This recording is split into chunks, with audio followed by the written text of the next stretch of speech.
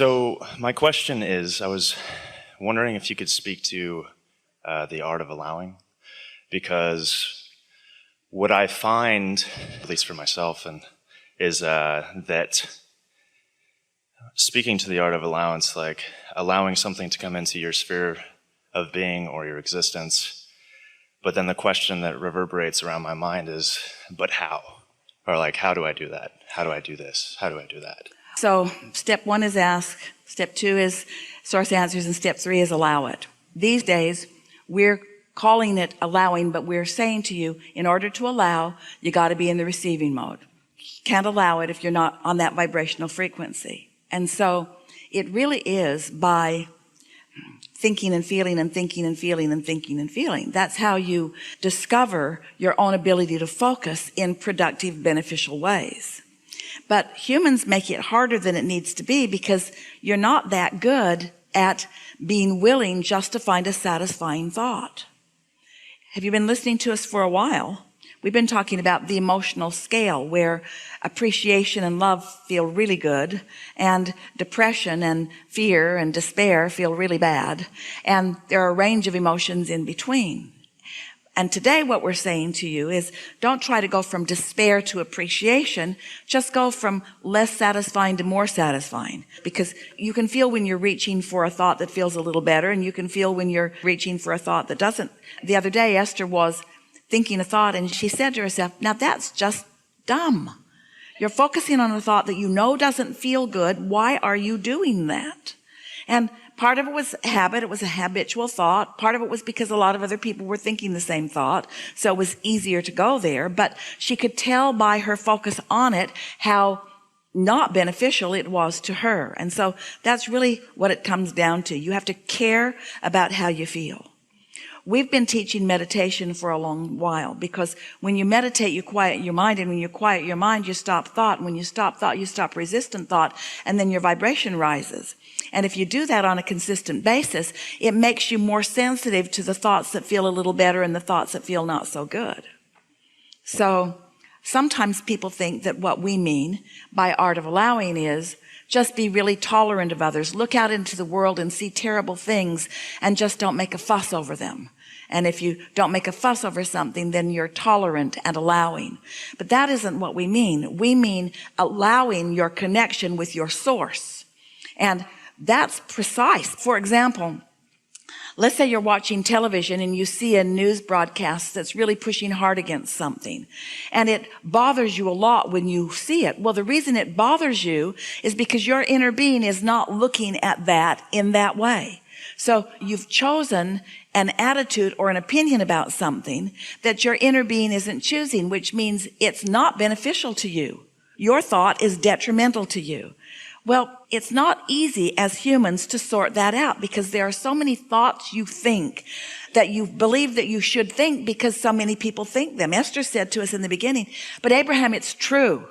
It's true. So therefore, I'm not inappropriate to think this thought, because a lot of people are thinking this thought. And after all, it's true. And shouldn't I focus on what's true? And it took us a while to convince her that the reason it's true is because people have thought about it. And if she wants it to be true for her, then she can keep thinking about it. But if it's uncomfortable as she's thinking about it, it's going to get more and more uncomfortable as this unwanted thought turns to an unwanted thing, because everything is in the state of becoming. And so this all comes round to just deciding, hey, I got to focus. I got to focus, but I'm not focusing my thoughts. I'm focusing my emotions. I'm feeling my way to it. Now, something that will help you a lot. This is really good. If you can make the distinction between a thought that I'm thinking and a thought that I'm receiving, because the goal is to get tuned in so that you can receive that broader point of view, the advantage point of view. So a lot of thoughts that you are thinking don't feel that good, and it just means give it a rest for a little while, because in thinking the thought that doesn't feel good, you've also done step 1 and put a whole lot of questions and requests for solutions into your vortex. And so your inner being is all over it. Your inner being is creating a route for you, a specific route just for you, because your inner being knows what all your resistant points are. So your inner being knows exactly how to answer your question. Your inner being knows exactly how to get you there. So you kind of got to relax and stop thinking and start receiving. Have you ever? Oh, you have. This will help you. So imagine that somebody has asked you a question about something that you're very skilled at, and you know the answer, and you know how to lead them. So you begin to tell them, but they won't stop talking. They won't stop talking. They won't stop telling you what they think and what they've tried that didn't work. And you're wanting to say, you asked me a question, I'm going to give you an answer if you'll just give it a rest. But they won't stop talking. They just keep writhing around in their dilemma while you have a very clear view of what would help them, but they won't stop talking. Well, you're just like that. For the most part, we like to characterize it this way. When you decided to come into your physical body, it was your intention to mix it up with life and spend about 10% of your time developing questions and problems that go into your vortex that Source will help you answer. And you intended to spend about 90% of your time in happy thoughts, in blissful thoughts, in restful states, in appreciative states, so that you could be the receiver of the answers to the questions. But most humans have that flipped. Most of you writhe in your question. Just keep asking and asking and asking, but it's not working out for me, and it hardly is working out for anybody, and it didn't work out for my parents. We just want to say to you, just give it a rest. Just quiet your mind. Stop all that activity about what isn't wanted. And when you do that, because your question is so vivid and so pointed and so focused, because you've been working on it for a while, when you cool your jets and you stop arguing for your limitations, you'll come out of one of those meditative states and you'll receive an idea. You got that? The next thing is, don't need the first idea to be the blockbuster of all blockbusters of all blockbuster ideas.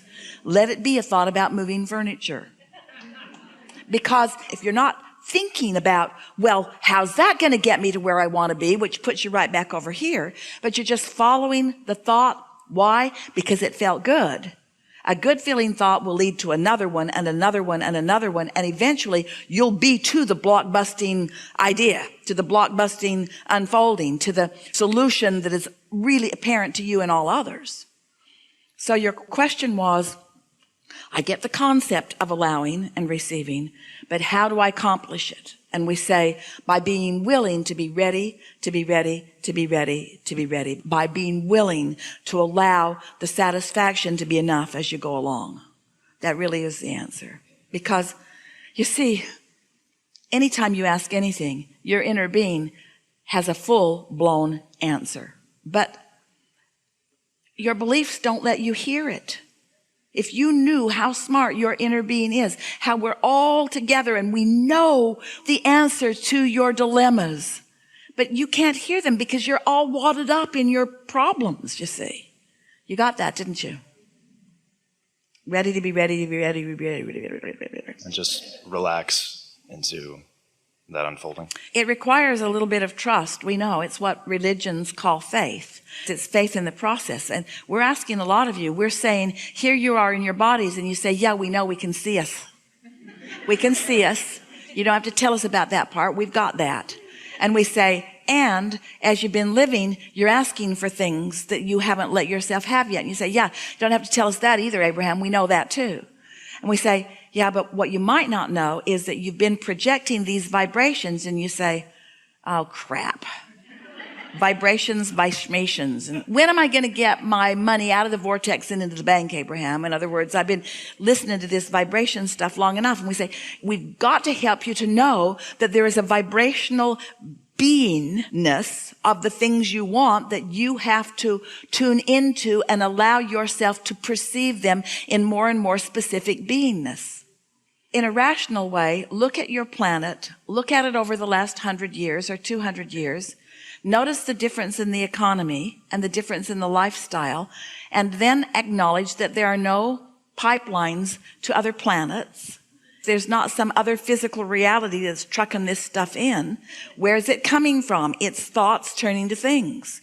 The resources are all here vibrationally, and you are tuning in And it is your perception that is allowing the perception of the things of your life experience. Now we know that's hard to hear because this seems like a very tangible, real thing.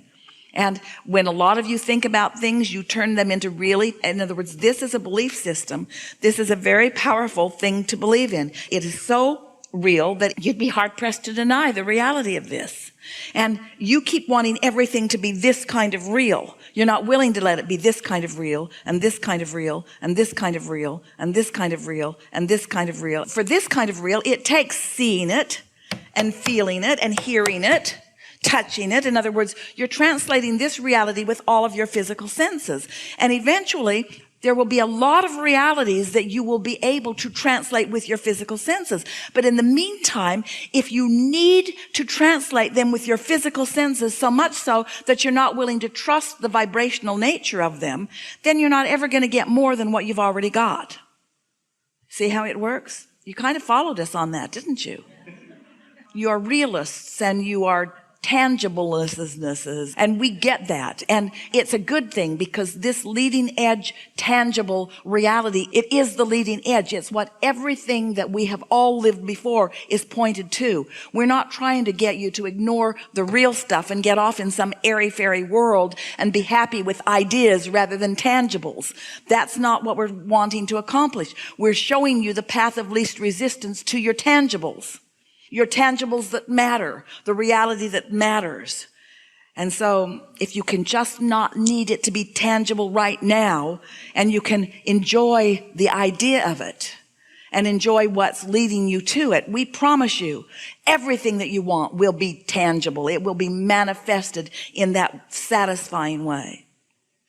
And so the art of allowing, that's why we call it an art. It's just not fall out of bed and discover it. You have to teach it to yourself. You have to talk yourself into it. It's the art of feeling good anyway. It's the art of recognizing the vibrational essence of something and taking delight in its vibrational essence and in the maturation of its vibrational essence, and not demanding that it be all the way matured before you're willing to give it your attention. We've never said it bigger or better than that. Yeah. Enough? Really good.